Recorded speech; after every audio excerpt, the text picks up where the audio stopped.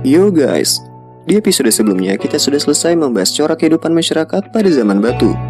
Peradaban masyarakat dan perkembangan teknologi pastinya berjalan progresif dan semakin canggih. Setelah zaman batu selesai di tahap Neolitikum, perkembangan corak kehidupan masyarakat pun berganti dan memasuki zaman logam. Bukan berarti alat-alat dari batu ditinggalkan ya guys. Alat-alat dari batu juga pastinya masih banyak digunakan bahkan hingga sekarang. Zaman logam terbagi menjadi 3 zaman, yaitu zaman tembaga, zaman perunggu, dan zaman besi. Para ahli mengatakan kalau Indonesia tidak mengalami zaman tembaga, karena sampai saat ini belum ada ditemukan peninggalan-peninggalan sejarah dari zaman tembaga di Indonesia guys.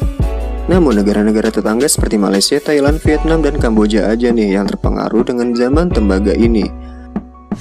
Di Indonesia, zaman logam terbagi menjadi 2, yaitu zaman perunggu dan zaman besi saja. Kebudayaan logam dibawa ke Nusantara oleh bangsa Deutero Melayu atau Melayu Muda sekitar tahun 300 sebelum Masehi. Sama halnya dengan bangsa Proto Melayu, bangsa Deutero Melayu ini berasal dari Cina Selatan. Mereka menuju ke Pulau Nusantara menggunakan perahu bercadik. Mereka berlayar ke Nusantara untuk melakukan perdagangan. Untuk berdagang, mereka melakukan barter atau pertukaran karena zaman dulu belum ada sistem uang ya guys. Bangsa Deutero Melayu tersebut kemudian berbaur dan terjadilah perkawinan dengan penduduk lokal ataupun bangsa pendatang yang sudah ada lebih dulu di Indonesia. Zaman logam sering juga disebut dengan masa perundagian. Penyebutan ini berasal dari bahasa Bali yaitu undagi yang artinya adalah orang-orang yang terampil.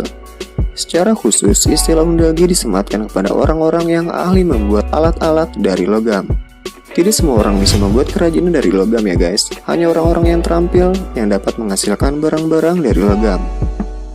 Masa perundagian menggambarkan kepada kita bahwa masyarakat di zaman ini sudah memiliki keterampilan membuat alat-alat penunjang kehidupan berbahan dasar logam. Lalu bagaimanakah manusia pada zaman logam membuat alat-alat tersebut? Teknik pembuatan alat logam ada 2 macam, yaitu dengan teknik bivalve dan ecce reperdu. Teknik ecce reperdu atau teknik cetak tuang menggunakan media lilin dan tanah liat dalam pembuatannya. Untuk membuat kerajinan dengan teknik ini, pertama-tama kita harus membentuk modelnya dengan lilin dulu guys. Setelah model dari lilin terbentuk, lilin tersebut kita lapisi dengan tanah liat. Jangan lupa untuk melubangi bagian atas dan bagian lapisan bawah tanah liat tersebut. Nah, fungsi lubang bagian atas adalah untuk menuangkan cairan logam dan bawahnya untuk tempat keluar lilin yang mencair. Setelah dilapisi tanah liat, panaskan tanah liat tersebut dengan api. Nah, otomatis lilin akan menjadi cair dan keluar melalui lubang bawah. Setelah tanah liat mengeras, berarti cetakan sudah siap dituang cairan logam. Jangan lupa untuk menutup lubang bagian bawah tadi supaya cairan logam yang kita tuang tidak keluar cetakan. Setelah logam dituang, biarkan mendingin. Setelah mendingin, hancurkan cetakan tanah liat tersebut dan jadilah kerajinan logam guys. Teknik yang kedua adalah teknik bivalve atau teknik setangkup. Mula-mula kita buat dulu nih 2 cetakan yang akan kita setangkupkan sesuai model yang kita inginkan. Setelah itu kita tuang logam cair.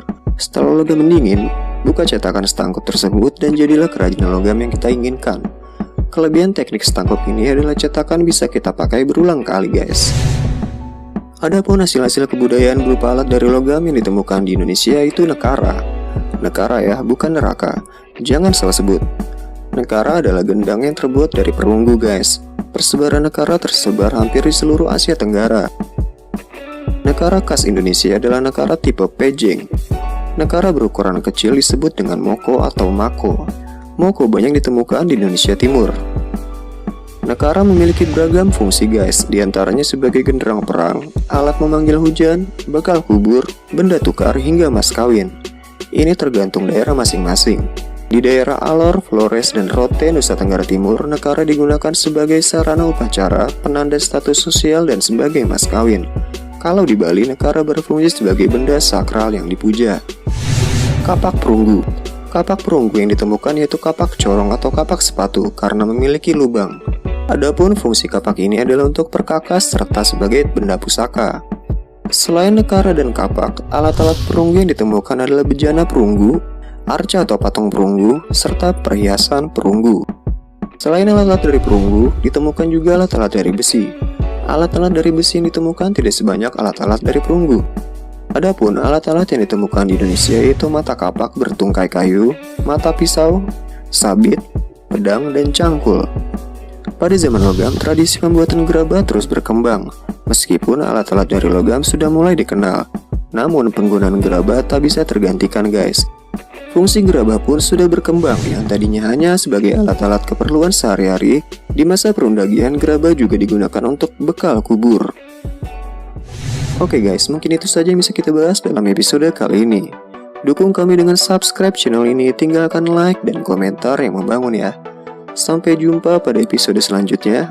Akhir kata, salam Jas Merah.